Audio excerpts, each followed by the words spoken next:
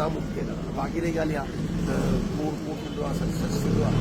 अल्हम्दुलिल्लाह अल्लाह ताला असांखे गुलाम कबीर यासीन खे सुठो कयो ऐं ॿियो कोर्ट सगोरी जी महिरबानी आहे सॼे केस खे जेको आहे छाणे परूणे परूणे उन इंसाफ़ जे तक़ाज़नि खे पूरो करे इंसाफ़ जी बहितरी लाइ बहितरीन ऐं ज़बरदस्त साईं मदद अली ख़ुशो साहब जी महिरबानी.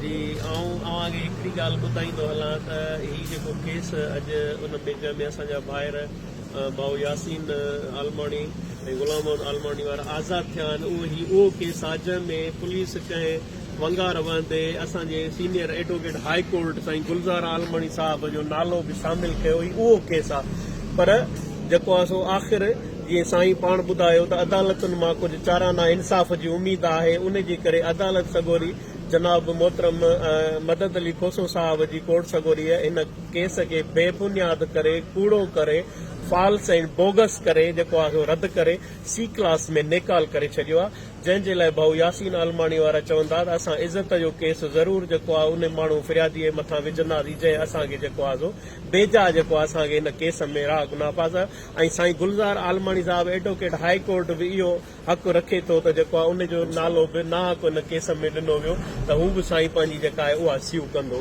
उन ते सर तव्हांजो छा चवणु आहे? डैमेजिस सभु दाख़िल कंदासीं. हाणे ॻाल्हि आहे वॾा वकील साहब जेके बि हुया डेफेमेशन ऐं डैमेजिस उन वकील साहब जो हुया असां मां कॾहिं बि वकील साहब खे मुखालिफ़ कयो. मां नालो नथो न चाहियां.